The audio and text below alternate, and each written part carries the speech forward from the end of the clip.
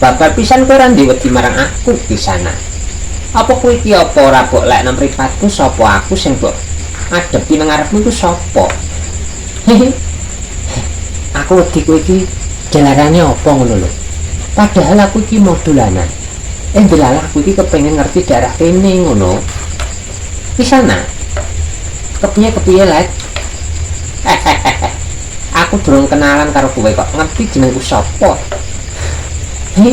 Les pawakanmu dapuramu ngono kok. Tak salah saka kadoan wae aku wis ngerti ari. Iku ngono pasine buta melet-melet.